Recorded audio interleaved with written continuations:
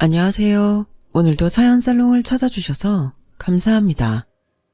저는 50대 후반의 여성이에요. 저는 박복하다고 할 만큼 힘든 어린 시절을 보냈어요. 부모님은 제가 초등학교 4학년 때 갑자기 도로를 덮친 음주운전 차에 치여서 같은 날 돌아가셨어요. 학교에서 연락을 받고 병원에 갔을 때 이미 돌아가셨다고 하는 의사 선생님의 말을 지금도 잊을 수가 없네요. 그때부터 저는 외할머니와 함께 살았는데 중학교 3학년 때 외할머니마저 지병으로 돌아가셨죠. 할머니 상중에 외삼촌 식구들 사이에 끼어서 외롭게 있는데 그런 저를 데려가신 게 외할머니와 언니 동생하며 지내시던 할머니였어요. 외삼촌 두 분 다 제가 할머니 집에 가는 걸 반대하지 않았어요. 다들 생활이 넉넉하지 않고 중고등학생들인 언니 오빠들을 교육시키는 것도 빠듯했으니까요. 오히려 제가 할머니네 간다니 안심하는 것 같았어요. 어린 마음에 친척들이 남보다 저를 부담스러워한다는 게 상처가 됐지만 저 역시 외삼촌들 집에 있는 건 불편했던 것 같아요. 어려도 눈치가 보이는 걸 알고 있었기 때문이겠죠. 할머니는 저한테 굉장히 잘해주셨어요. 혹시라도 힘들어할까봐 말도 조심하시는 게 느껴졌고요. 그런 할머니의 배려가 말도 못하게 고마웠지만 그래도 부모님이랑 외할머니가 보고 싶은 날들이 많았어요. 저는 거의 매일 밤 잠자리에 들어서 숨을 죽이고 울곤 했어요. 할머니는 허리가 불편하셔서 움직이는 게 힘드실 때가 많았어요. 저는 눈치 있게 할머니가 힘드실만 한 일들을 미리 해놓곤 했죠. 고등학교에 들어가면서부터는 간단한 음식도 만들었고요. 우리 애들이 다 멀리 있어서 내가 아파도 잘 못 오는데 이렇게 인경이가 자식 노릇을 해주니 얼마나 고마운지 모르겠어. 할머니는 무슨 그런 말을 해. 할머니 없었으면 나야말로 혼자 살거나 보육원 갔을지도 모르는데. 그럼 우리 서로서로 도와주는 거네? 인자한 미소를 지으며 가만히 제 머리를 쓰다듬는 할머니는 참 따뜻했어요. 인경아, 혹시 대학에 가면 이 집에서 나갈 생각하는 거 아니지? 할머니, 인경이 없으면 많이 허전할 것 같은데. 그냥 여기서 살지 않을래? 할머니, 내가 있으니까 불편하지 않아? 나는 할머니한테 미안해서 그렇지. 할머니 작은 아들도 별로 안 좋아하고. 실은 얼마 전 할머니 댁 근처로 작은 아들 가족이 이사를 왔어요. 그때 제가 고등학교 2학년 때였어요. 1년 정도 있다가 아이들 교육 때문에 독일로 이민을 간다는데 그 전에 할머니 가까운 데에서 지내며 자주 만나고 싶다고 하더군요. 할머니 집도 꽤 넓어서 같이 지내도 될 텐데 굳이 따로 있는 걸 보면 저 때문인가 싶기도 하고 미안한 마음이 들었어요. 그런 거 없어. 우리 형주도 인경이한테 고마워해. 나 심심치 않고 힘들지 않게 옆에 있어준다고. 며느리들은 시어머니가 어렵잖아. 그래서 이 집에 안 들어온 거야. 걔들이 와도 신경 쓰지 말고 너 하던 대로 하면 돼.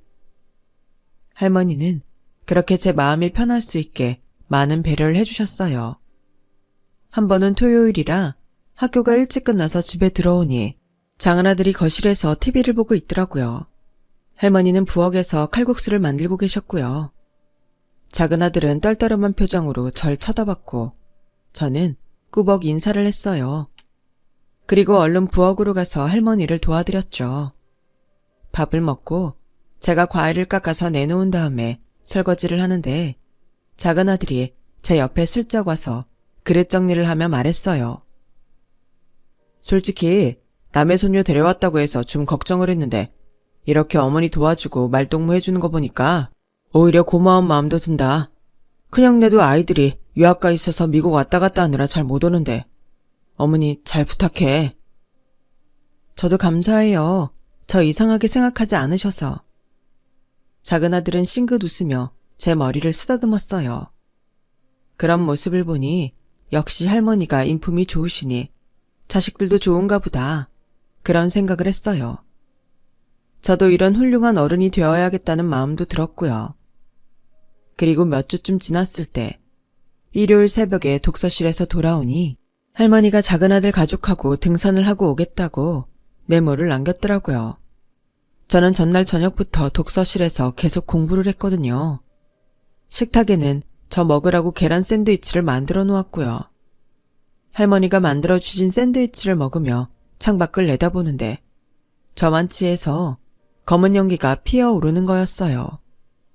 할머니 집은 단독주택이지만 마당에서 계단을 올라와야 현관이 있는 구조라서 다른 집들보다 창문 위치가 좀 높았어요. 근데 아무리 봐도 연기 피어오르는 데가 작은아들이 사는 쪽인 것 같더라고요. 저는 당장 뛰쳐나와서 세 개의 골목을 지나 연기가 나는 곳으로 힘껏 달려갔어요. 아니나 다를까 작은아들 집에서 불이 나고 있었어요. 마당에서는 강아지가 도망가지 못해서 낑낑 울고 있었고요. 앞뒤 가릴 때가 아니었죠. 저는 길을 쓰고 높은 담을 엉금엉금 기어 올라가서 마당에 있는 장식용 돌들을 딛고 내려와서 강아지를 안고 나왔어요. 그런 다음 119에 신고를 했고요. 그래도 안에 있는 물건들이 걱정이 돼서 강아지를 잠깐 앞에 있는 세탁소에 맡기고 119가 오기 전에 집으로 뛰어들어갔어요. 아우, 학생, 거기 위험해. 못 나오면 어떡하려고 그래. 세탁소 아줌마가 걱정했지만 그래도 불길이 아직 크게 번지지 않았기 때문에 신발을 신은 채 거실 창문을 열고 들어가서 안방을 찾았죠. 다락문을 열어보니 금고가 있었고 장롱 서랍에는 통장들이 들어있었어요. 일단 통장들을 챙기고 금고를 옮기려는데 너무 무거워서 꼼짝도 못하겠더라고요. 그때 요란한 사이렌 소리를 울리며 소방차가 도착했어요. 저는 연기 때문에 기침을 하면서 마당으로 나왔어요. 소방관들이 들어와서 저를 보더니 얼른 담요를 덮어주고 부축을 해서 내보내더군요. 아저씨, 안방 다락에 금고 있어요. 꼭 꺼내주세요. 학생은 걱정하지 말고 얼른 병원에 가봐. 소방관 아저씨들은 바로 다시 들어가서 불을 껐어요. 저는 응급차에 실려서 병원에 왔고 잠시 산소호흡기도 쓰고 있어야 했어요. 담에서 내려올 때 다리를 삐어서 부었고 여기저기 그을리고 다친 상처를 치료했죠. 제가 링거를 맞고 누워있는데 할머니와 작은아들이 왔어요. 아유, 인경아, 큰일 날 뻔했네. 강아지 구하려고 안에 들어갔다면서. 세탁소 아줌마한테 다 들었어. 할머니는 눈물이 그렁그렁해서 제 손을 쓰다듬으셨어요.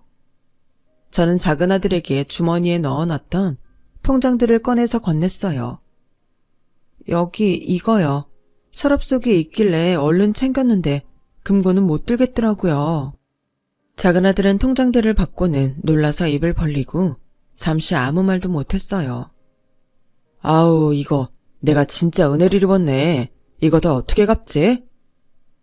제가 할머니한테 입은 은혜에 비하면 아무것도 아니에요. 그런 말이 어딨어. 하마터면 인경이 네 목숨이 위험할 뻔했는데. 인경아, 다음부터 이렇게 위험한 일 절대 하면 안 된다. 알았지? 그리고 정말 고마워. 우리 애들 독일 가서 쓸 돈이고 뭐고 전부 날아갈 거 인경이가 막아준 거잖아. 할머니는 저를 꼭 끌어안고 눈물을 흘리셨어요. 작은아들도 계속 저한테 고맙다고 했고요. 작은아들 가족은 이민 가기 전까지 호텔에서 지냈어요. 그리고 떠나기 전날 저를 호텔 레스토랑으로 초대했어요. 저는 그렇게 풍성하고 맛있는 음식들이 많은 식사는 그때까지 처음 해봤네요. 정말 눈이 휘둥그레질 정도였죠. 작은아들의 자녀들도 아내분도 저를 반갑게 맞아줬어요. 나는 우리 인경이도 내 가족이라고 생각하고 있어. 벌써부터 그랬어. 그러니까 니들도 인경이 가족으로 알고 있어야 한다. 그럼요, 어머니. 저 이번에 화재 있고 나서 생각 바뀌었어요. 인경아, 다시 한번 고맙다. 어머니랑 잘 지내고 있어야 해? 라며 인사를 하는데 큰아들 부부도 와서 인사를 하고 저한테도 고맙다며 손을 잡았어요. 저는 새로운 가족이 생긴 것 같아서 어쩐지 마음이 뭉클했어요. 할머니와 함께 공항에 배웅을 나갔을 때 작은 아들은 저를 조용히 따로 부르더니 통장 하나를 주더군요. 네 이름으로 하나 만들었어. 살다 보면 목돈이 필요할 때가 생길 거야. 그때 유용하게 썼으면 좋겠다. 아저씨네도 이민 가서 무슨 일 생길지 모르는데 이렇게 주시면 어떡해요. 우리 걱정은 안 해도 돼. 열심히 잘 살아. 그러면 꼭 좋은 시간이 올 거야. 그렇게 작은 아들 가족은 한국을 떠났고 저는 다시 일상으로 돌아왔어요.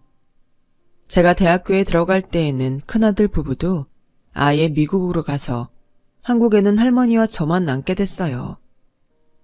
할머니와 단둘이 보냈던 대학 4년이 제 인생에서 가장 따뜻했던 것 같아요. 할머니는 같은 연배보다 건강하셔서 같이 여행도 많이 다니고 맛있는 것도 많이 먹었어요. 저는 또래들하고 같이 노는 것보다 할머니와 지내는 게 훨씬 즐겁고 행복했어요. 그렇게 저에게 행복을 주신 할머니는 제가 취직을 하고 사회생활을 시작하자 몸이 약해지셨어요. 그리고 어느 비 많이 오던 날 밖에 나갔다 오셨다가 먼저 누우셨죠. 결국 폐렴이 된 할머니는 병원에 입원하셨고 보름 동안 투병을 하시다가 저 세상으로 떠나시고 말았어요. 아들들은 바로 한국에 올 수가 없어서 제가 할머니 빈소를 지켰어요. 발인 날에 맞춰서 겨우 온 가족들은 저를 붙잡고 엉엉 울었어요. 인경아, 우리 어머니 끝까지 지켜줘서 정말 고맙다. 우리가 불효자다. 네가 진짜 자식이야. 아니에요. 다들 열심히 사시느라 그러신 건데요. 할머니도 다 알고 계시니 걱정하지 마세요. 오시느라 너무 고생 많으셨어요. 우리 갈 때는 여리여리하더니 이제 아주 어엿한 사회인이 다 됐네. 라며 작은 아들은 저한테 고마워했어요. 그런데 장례식 후에 할머니 가족들은 깜짝 놀랄 말을 했어요. 저에게 할머니와 같이 살던 집을 주겠다는 거였어요. 아니에요. 이러지 않으셔도 돼요. 제가 할머니랑 추억이 많으니 이 집을 떠나기 싫은 건 맞지만 그래도 이 집이 얼마나 큰데 염치 없이 어떻게 받아요. 어머니가 우리한테 단단히 일러두신 게 있어. 인경이도 우리 가족이라고. 미국에서 전화할 때마다 말씀하셨어. 그러니 이 집은 인경이가 받아줬으면 좋겠다. 어머니랑 여기서 추억이 많다고 했잖아. 그러니까 여기서 살 수 있을 만큼 살고 잘 가꿔주면 우리는 바랄 게 없어. 라며 큰아들이 정중하게 말하는데 너무 눈물이 났어요. 말씀하실 때 저한테 가족이라고 했어도 설마 제가 어떻게 진짜 가족이 되나 했어요. 그런데 저를 이렇게까지 생각해 주시고 제가 이 은혜를 다 어떻게 갚죠? 네가 잘 살면 돼. 그게 우리도 보람있게 해주는 거야. 네가 있어서 우리가 지금까지 어머니 걱정 안 하고 잘 살았잖아. 그것만으로도 너는 충분히 받을 자격 있어. 라며 울먹이는 저를 격려해 주셨어요. 솔직히 제가 대학을 졸업해도 연락 한번 안 하는 외삼촌들보다 할머니와 할머니 가족들이 저한테는 더 가깝게 느껴졌어요. 그리고 저도 이분들처럼 좋은 사람이 되자고 새삼 결심했죠. 저는 회사를 1년 정도 더 다닌 후에 퇴사를 하고 이탈리안 식당을 열었어요. 할머니 가족분들이 주셨던 돈과 그동안 아르바이트를 하며 모았던 돈을 전부 합했더니 대출을 많이 받지 않아도 되더라고요. 회사에서 점심을 먹으러 근처 식당들을 다니면서 계속 생각해 오던 거였어요. 저는 어떻게 해야 직장인들이 좋아할지 잘 알고 있었고 그런 것들을 주방장과 직원들하고도 많이 이야기하며 메뉴도 만들고 인테리어도 했죠. 그 덕에 식당은 항상 사람들로 붐볐고 근처 대학가에까지 소문이 퍼져서 학생 단골들도 꽤 많이 생겼어요. 저는 직장인들을 위한 점심 런치를 학생증을 보여주면 저녁에도 주문을 할 수 있게 했어요. 그랬더니 정말 많은 학생들이 몰려오더라고요. 제가 학교 다닐 때 맛있는 걸 먹고 싶은데 돈이 모자랐던 기억이 나서 학생들한테 저렴한 값에 팔고 싶었는데 완전 대박이 났죠. 그렇게 식당이 잘 될 즈음에 한 남자를 만났어요. 남자는 다른 지역에서 돈가스를 중심으로 하는 일식 식당을 하고 있었어요. 김 사장님은 정말 수단이 좋으세요. 저도 한 수 배우고 싶은데 팁을 좀 알려주실래요? 팁이랄 건 없고 나라면 어떤 게 먹고 싶을까? 어떻게 해주기를 바랄까? 이런 걸 많이 생각했어요. 제가 직장 생활을 했던 게 도움이 많이 됐고요. 저도 그럼 잠깐 어디 취직해서 회사를 좀 다녀볼까요? 사람들 마음 좀 알게요. 라며 농담을 하는 그 사람은 성격도 좋아 보였고 쾌활했어요. 남자가 저의 식당에 오는 횟수가 늘어나면서 저도 점점 그 사람한테 끌렸어요. 식기를 어디서 구입했는지, 재료는 어디와 거래를 하는지 그런 것도 다 알려줬죠. 남자의 식당이 좀 어렵다는 걸 알고 도움이 되길 바라는 마음이었어요. 개인적으로 좋아하는 마음도 있었고요. 그리고 우리 식당뿐 아니라 남편 식당에서 아르바이트를 하는 학생들에게도 장학금을 주기도 했어요. 인경씨 마음 씀씀이에는 정말 반할 수밖에 없어요. 이런 사람하고 평생 살면 얼마나 좋을지 그 생각만 해요. 저하고 결혼해주세요. 그 사람의 프로포즈에 부끄러웠지만 좋다며 허락을 했죠. 저와 그 사람이 만난 지 8개월쯤 됐을 때였어요. 결혼을 약속하고 반년은 정말 즐거웠어요. 언젠가 결혼할 날을 잡을 거라는 부푼 꿈도 있었고 그 사람과 보내는 시간들도 정말 즐거웠어요. 남자의 부모님을 만났을 때 그 사람은 엄마 아빠 인경씨 진짜 난 사람이라니까. 사업수완이 보통이 아니야. 회사 다니면서 배운 걸 자기 감각에 아주 잘 녹여낸다니까. 인재야 인재. 제가 부모님이 없다고 하자 남자 부모님은 좀 놀라는 눈치였지만 그 사람의 이야기를 잘해주니 그분들도 저한테 좋은 말만 해주셨어요. 젊은 아가씨가 참 야무지네. 우리 성현이 잘 부탁해요. 이 사람이 아들이라고 오냐오냐 키워서 또래보다 어려. 아가씨가 잘 좀 서포트 해줘. 아니에요. 저야말로 성현씨가 있어서 많이 든든해요. 열심히 잘 살게요. 하지만 6개월이 지났는데도 결혼 날짜를 잡지 않으니 저는 조바심이 나기 시작했어요. 우리 이제 결혼 날짜 잡아야 되지 않아? 결혼 약속하고 벌써 6개월이나 지났잖아. 잡아야지. 나 우리 식당 조금만 더 안정시켜 놓고 하자. 그리고 우리 회사 합치는 거 생각해 봤어?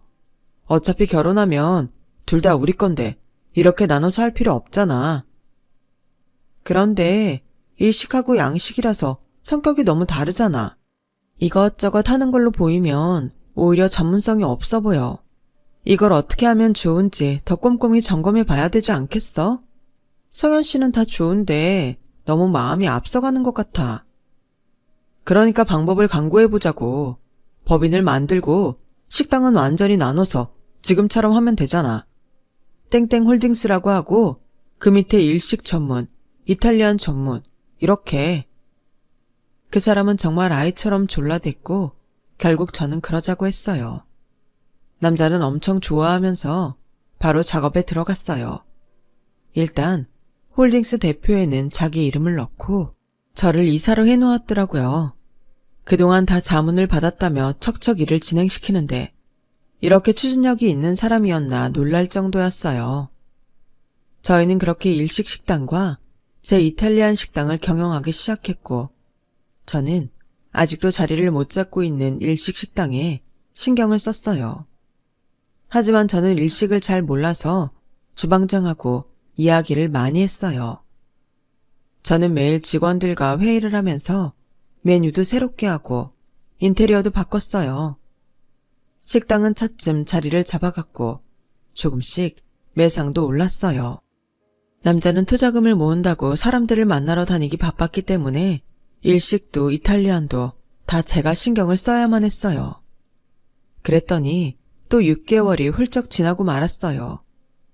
결혼은 생각할 새도 없을 만큼 바쁘게 지나갔더라고요. 와, 일식당 이제 장사 잘 되네. 역시 당신은 장사하는데 최적화야. 그런 사람은 없어. 시장을 파악하려고 노력하고 매일 직원들과 소통하니까 그렇지. 이제 성현 씨도 식당 좀 나와봐. 나도 그러고 싶은데 요새 투자자 잡기가 참 힘들어. 사람들 만나기만도 버거워서. 좀 이따가 나갈게. 너무 남의 돈만 끌어다가 하려고 하면 안 돼. 돈은 그만 모으고 다녀.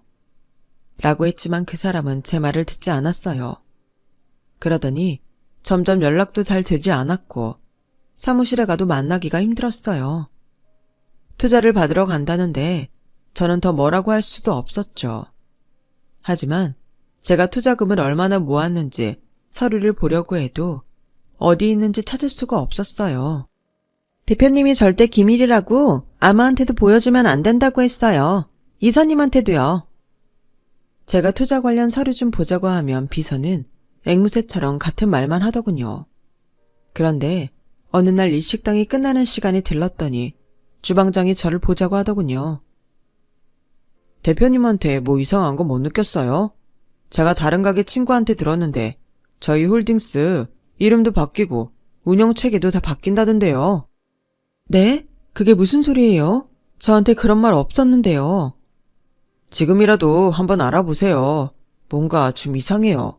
오늘 낮에는 다른 사람이 새 이사람에 다녀갔어요. 제가 너무 놀라서 그 사람을 만나러 갔을 때에는 이미 한 발 늦었어요. 그 사람은 일주일 전에 이사를 갔고 사무실도 어디론가 옮겨버렸어요. 제가 이틀 전에도 들렀던 사무실인데 저한테는 비밀로 하고 있다가 하루 만에 옮겨버린 거였어요. 그때부터 저는 식당이 어떻게 됐나 알아보느라 정신이 없었어요.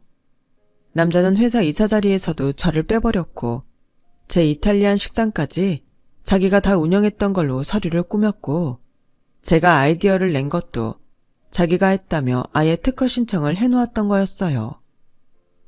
제가 취소를 하려고 발버둥을 쳐봤지만 막을 수가 없었어요. 게다가 더 기가 막힌 건 그새 이사라는 사람이 항상 저한테 서류를 보여줄 수 없다던 비서였어요. 저는 한순간에 모든 걸 다 잃어버렸어요. 이탈리안 식당에를 가도 이미 제 식당이 아니었어요. 직원들도 제가 다 한 걸 알고 너무 안타까워했지만 그들도 할 수 있는 게 없었죠. 결국 하나둘 직원들이 나갔고 새로운 사람이 들어오면서 제가 알던 제 식당은 이 땅에서 완전히 사라졌어요. 그 모든 일은 한 달도 채 되지 않아서 벌어졌고 제 식당이 정리되자 남자는 그제야 나타나서 뻔뻔하게 큰 소리를 쳤어요. 김인경 씨가 왜 저희 회사 일에 참견합니까? 이제 그만 제 앞에서 사라져주세요. 안 그러면 경찰 부릅니다. 진짜 이럴 거야? 어떻게 나한테 이래? 이걸 다 누가 만들었는데? 우리 결혼은 완전히 나랑 끝내겠다는 거야? 이거 김인경 씨가 만들었다는 증거, 그런 물증은 이제 없어요. 그리고 저 김인경 씨한테 마음 식은 지 꽤 됐어요. 뭐? 당신 부모님도 만나고 결혼하자고 먼저 말한 것도 당신인데 이성현 씨, 지금 무슨 말을 하는 거야? 사람 마음이라는 게 그렇잖아요. 한때 좋았다가도 식는 거. 아무튼 이만 나가주시죠. 저는 새 직원들 손에 이끌려 제가 키운 식당에서 쫓겨났어요. 이대로는 안 될 것 같아서 밖에서 기다렸다가 남자가 가는 곳을 쫓아갔어요. 그 사람은 부촌에 있는 고급 빌라로 들어가더군요. 제가 들어갈 방법이 없어서 밖에서 처성대는데 잠시 후 남자가 처음 보는 여자와 함께 나오는 거였어요. 처음에는 너무 놀라서 지켜만 보다가 정신을 차리고 쫓아가려고 하니 이미 두 사람은 어디론가 사라지고 없었어요. 다음날 다시 찾아갔더니 그 사람은 아침에 이사를 갔다고 하더군요. 모든 걸 예상하고 계획한 것 같았어요. 어쩔 줄 몰라서 울기만 하는 제가 불쌍했는지 빌라의 관리소장이 저를 측은히 보더니 뒤를 살짝 불러냈어요. 내가 들었는데 그 사람들 땡땡 호텔로 간다고 하더라고요. 거기 한번 가봐요. 저는 바로 땡땡 호텔 앞에 가서 하염없이 남자를 기다렸어요. 이윽고 남자가 로비에 나타났고 제가 그 사람을 가로막았어요. 그 사람은 눈 하나 꿈쩍하지 않고 오히려 짜증을 냈어요. 와, 뭐 탐정이라도 고용했냐? 아니면 흥신소? 완전 스토커네 이거. 그러더니 호텔 직원을 부르고 큰 소리로 이 여자 헤어지자고 했더니 이렇게 나를 사랑까지 붙여가면서 따라다녀서 내가 집에를 못 들어가요. 난 결혼할 여자도 있는데 이 여자 때문에 못 살겠다니까요. 누가 경찰에 신고 좀 해줘요. 저는 그 바람에 말도 제대로 못 해보고 호텔에서 내쫓겼고 마지막 수단으로 남자의 어머니한테 연락을 했어요. 하지만 남자 어머니도 참 대단했어요. 이봐요. 10년 20년을 살아도 헤어지는 게 남자 여자인데 꼴랑 1, 2년 사귀어놓고 헤어진 걸 부모한테까지 연락해서 뭐 어떻게 하라고. 참 답답한 사람이네. 저 그 회사 제 힘으로 세운 거예요. 그걸 이런 식으로 뺏으면 안 되죠. 아가씨, 우리 아들이 얼마나 열심히 투자금을 모았는데 식당에 앉아서 음식만 판다고 장사가 아니잖아. 말도 안 되는 소리 그만하고 좀 꺼져줘요. 확 경찰서에 집어넣기 전에. 그러자 뒤에서 남자 아버지의 목소리가 들렸어요. 이래서 고아는 만나는 게 아니야. 고아가 괜히 고아가 아니야. 부모만 없는 게 아니라 상식이랑 교양도 없다니까. 항상 지들이 피해자인 줄 알고 말이야. 오죽하면 성현이가 헤어진다고 했겠어? 저는 그제야 남자 가족한테 완전히 당했다는 걸 깨달았어요. 처음부터 일할 작정으로 저한테 접근했던 거였어요. 하지만 깨달았다고 해도 제가 할 수 있는 일은 아무것도 없었어요. 그 사람 말대로 모든 증거도 없었고 돈을 투자받아서 운영한 대표는 남자였으니까요. 저는 완전히 모든 걸 빼앗겼어요. 한동안 거의 폐인처럼 살았어요. 모든 게 다 귀찮았고 사람들도 만나기 싫었어요. 가끔 저한테 아는 척하는 사람을 보면 괜히 화가 났고요. 그러던 어느 날 길에서 한 남자가 여자를 괴롭히는 남자를 쫓아가서 기어이 붙잡는 걸 목격하게 됐어요. 자기와 아무 상관도 없는 사람인데 온 힘을 다해 도와준 거였어요. 저러고 살면 뭐해? 어차피 나한테 돌아오는 건 아무것도 없는데. 라며 중얼거리는데 갑자기 할머니와 할머니 가족들이 눈앞에 아른거렸어요. 저만 잘 살면 된다며 늘 격려해주고 저한테 기꺼이 할머니 집까지 주셨던 그분들이 저보고 괜찮다고 하는 것 같았어요. 할머니가 저를 안아주던 일도 떠올랐어요. 저는 그날 밤 할머니 방에 오랜만에 들어갔고 할머니 사진을 안고 펑펑 울었어요. 할머니, 너무 보고 싶어요. 할머니, 저 좀 도와주세요. 그렇게 하룻밤을 울고 났더니 다시 뭐든 해보자는 마음이 생기더군요. 마치 할머니가 저한테 힘을 준 것만 같았어요. 저는 할머니 집을 담보로 대출을 받아서 다시 식당을 열기로 했어요. 이번에는 대학가에 작은 자리를 얻어서 처음부터 시작하자며 마음을 다잡았어요. 전에 이탈리안 식당을 할 때에도 학생들이 먼저 신경 쓰였던 걸 떠올리며 저는 학생들이 좋아하는 음식들을 중심으로 메뉴를 짰어요.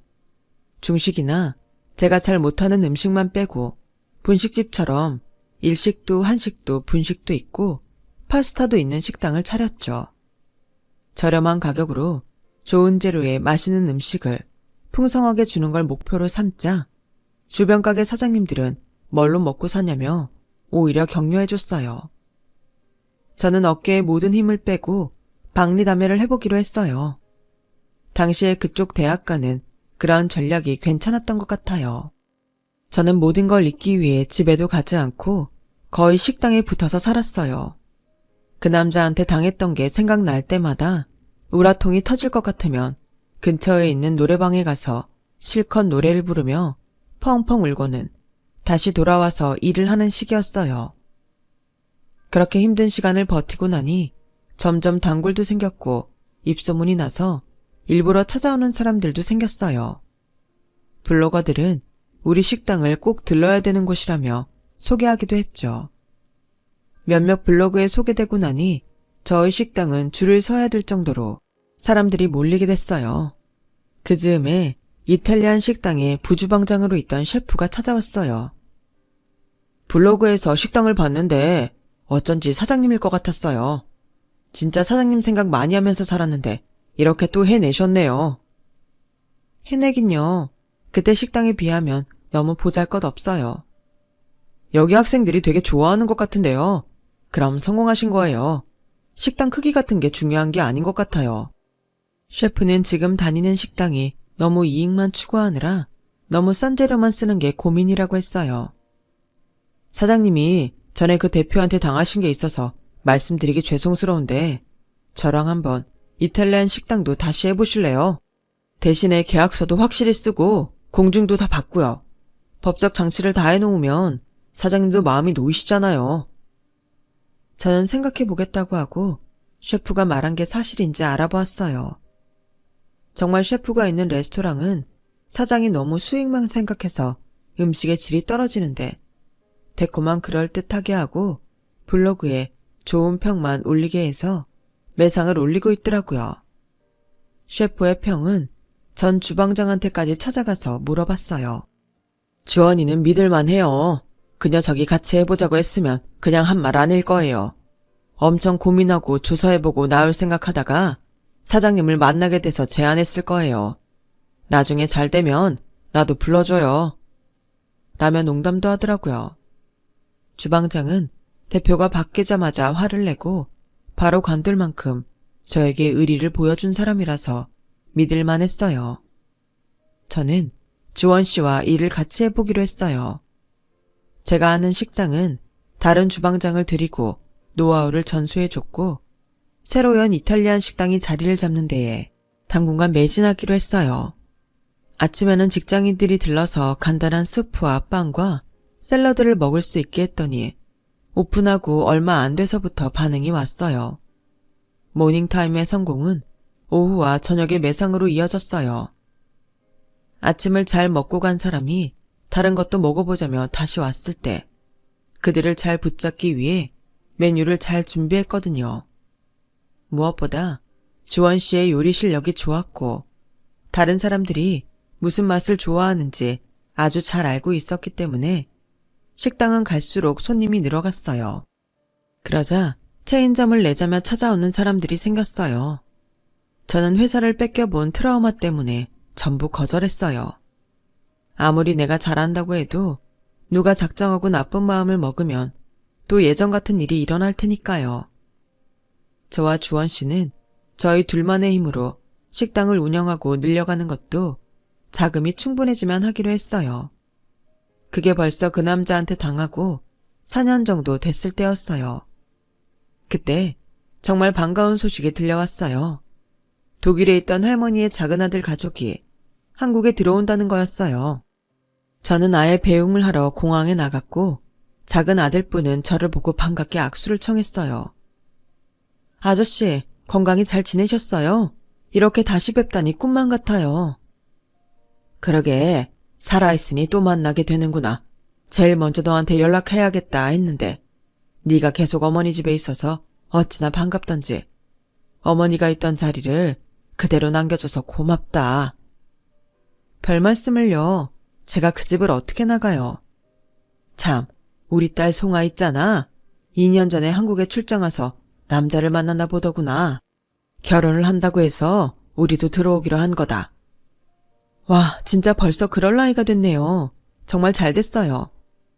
너도 결혼식에 꼭 와야 한다. 우리 가족 아니냐. 그런 것 치고 너무 연락을 안 해서 정말 미안했다. 이제는 진짜 가족처럼 지내자. 그러니까 결혼식 와야 돼. 물론이죠. 오지 말라고 해도 갈 거예요. 축의금 잔뜩 들고요. 아니야. 그런 거 바라지도 않아. 넌 우리 가족석에 같이 앉을 거야. 어머니도 네가 거기 있으면 정말 좋아하실 거다. 근데 인경이 너는 결혼을 왜 안 했어? 예전에 왜 결혼할 사람 있다고 하지 않았어? 한번 연락했을 때 그랬잖아.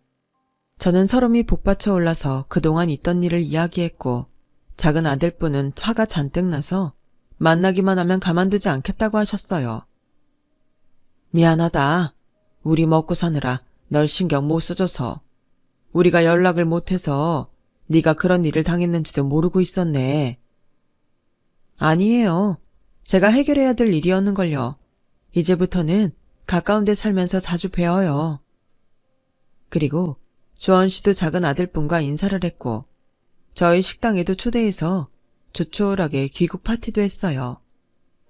드디어 시간은 흘러 결혼식 날이 됐어요. 저는 고운 한복을 입고 비싼 샵에서 머리도 하고 메이크업도 했죠. 너무 시간이 일러서 다른 데에 있다가 갈까 하다가 혹시 도울 일이 없을까 하고 결혼식장으로 먼저 갔어요. 그런데 신랑 측에 와 있는 혼주를 보고 저는 경악하고 말았어요. 바로 제 식당을 빼앗은 그 남자의 부모였어요. 저는 분노로 몸이 덜덜 떨려왔고 잠시 그 자리를 떠나 정신을 차리려고 심호흡을 하며 진정을 시켰죠. 잠시 후에 신랑이 예복을 입고 로비에 오는데 그 남자가 맞았어요. 남자 부모는 독일의 공학연구소에 소장으로 있던 사람이 바깥사돈이라며 직원들한테까지 자랑질을 하고 있더군요. 저는 그 사람들 눈에 안 띄게 조심조심 빠져나와 주차장에서 작은 아들분 가족을 기다렸어요. 드디어 따님과 작은 아들 내외분이 도착했어요. 저는 얼른 작은 아들 부부를 붙잡고 그 사람들이 제 걸 모두 빼앗은 바로 그 사람들이라고 말했어요. 그 말을 들은 두 분 표정은 심하게 일그러졌고 아내분은 송아야 하며 딸을 찾아 바쁘게 올라갔어요. 사람을 그렇게 등쳐먹고 착한 얼굴로 우릴 속였던 거야? 그리고요, 그 사람 제가 식당 뺏기고 찾아갔을 때 여자 있었어요. 작은 아들분은 험악한 표정을 짓더니 먼저 올라가라며 어디론가 전화를 하셨어요. 제가 올라가서 한쪽에 숨어 있는데 그 남자와 부모는 싱글싱글 아주 신이 나서 사람들과 이야기하느라 바빴어요. 하지만 결혼식 시간이 됐는데도 신부가 나오지 않자 식장이 시끄러워졌어요. 사람들이 웅성대며 왜 시작 안 하냐고 한마디씩 한 거죠. 남자가 신부 대기실로 가려는데 직원들이 못 들어가게 하자 그 사람은 왜 그러는지 몰라서 자꾸 무슨 일이냐고 물어보더군요. 그때 사복 차림의 두 남자를 필두로 뒤에 제복 순경 몇이 식장 안으로 들어왔어요. 이성현 씨, 당신을 사기 혐의로 긴급 체포합니다. 묵비권을 행사할 수 있고 변호사를 선임할 수 있습니다. 이성현 씨의 진술은 자신에게 불리하게 적용할 수 있습니다. 저희랑 같이 서로 가시죠. 아니 이게 무슨 일이에요? 갑자기 뭐 하자는 거예요? 라며 남자가 소리를 치며 두 형사를 금방이라도 때릴 것처럼 대들 때 제가 남자 앞에 모습을 드러냈어요. 저를 본 남자와 부모는 그야말로 턱이 빠져서 몸을 덜덜 떨더군요. 형사님, 제가 증인이에요. 5년 전인가요? 4년 반쯤 됐겠네요. 저한테 결혼하자고 하고서 제 식당까지 다 뺏어간 사람이에요. 서류 조작까지 다 해놔서 저는 손도 못 쓰고 당했는데 제가 사랑하는 동생까지 당하게 할 수는 없잖아요. 동생? 동생이라니? 총아가 네 동생이라고? 그러자 작은 아들분이 나오셨어요. 인경이는 우리 소중한 가족이야. 피가 섞이지는 않았어도 우리한테 둘도 없는 존재라고. 그런 우리 인경이한테 자네가 사기를 쳐놓고 이제 우리 송아까지 넘봐? 형사님, 당장 이놈하고 저 부모까지 다 콩밥 좀 먹여주세요. 형사와 제복 순경들이 남자와 부모를 끌어냈어요. 그러자 남자 어머니는 울부짖듯이 소리를 질렀어요. 거짓말이야! 다 거짓말이야! 형사님, 사돈어른 제 고아예요. 쟤한테 속는 거라고요. 우리 아들은 정당하게 식당을 운영한 거예요. 사돈어른, 저 좀 살려주세요. 장인어른, 숭아씨, 나 아니야. 아니야. 인경아, 제발 살려주라. 네가 감히 아저씨네 가족을 속여? 나를 속인 건 그렇다 치고 넌 진짜 용서받지 못할 짓을 한 거야. 알아? 그제야 심각성을 눈치챈 남자 아버지가 끌려가다 말고 제 손을 덥석 잡았어요. 아가씨, 미안해. 우리가 잘못했어. 우리를 용서해줘. 사돈, 용서해주세요, 사돈. 제 얘기 좀 들어주세요. 하지만 경찰들은 세 사람을 끌고 나갔고 결혼식장은 아수라장이 됐어요. 괜히 저 때문에 두 분하고 송아만 창피당한 것 같아서 죄송해요. 아니야, 안경아. 네 덕분에 우리 송아가 인생 망칠 뻔한 거 막은 거야. 넌 정말 천사인가 보다. 네가 우리 가족 몇 번 구하는 거니? 라며 아저씨는 제 목을 끌어안고 눈물을 흘리셨어요. 그 후 남자는 결혼 사기죄가 입증되었어요. 송아 씨를 만난 후로도 사업을 늘린 후 빠져나갈 서류를 만들어놨더라고요. 식당은 이미 팔아치운 지 오래였고 의류업을 하고 있었어요. 어떻게 또 옷에 손을 댔는지 그런 거 보면 사기치는 수완은 좋더군요. 송아 씨는 충격을 받고 한동안 남자를 만나지 않았지만 외국에서 좋은 남자를 만나 국제 결혼을 했어요. 저도 그 자리에 참석했죠. 남자와 부모는 실형을 받고 복역을 한 후에 나와서 어디로 갔는지 그 후로는 들은 이야기가 없네요. 저는 주원 씨와 결혼을 해서 할머니 집에서 살며 계속 할머니 가족분들과 좋은 인연을 이어나갑니다. 제 이야기는 여기까지예요. 제 긴 이야기 들어주신 분들 다들 행운이 넘치시고 건강하게 즐겁게 지내시길 빌게요. 감사합니다. 여러분, 사연 댓글에 응원과 현명한 조언 부탁드려요. 좋아요와 구독은 저에게 큰 힘이 됩니다. 오늘도 좋은 일 가득하세요.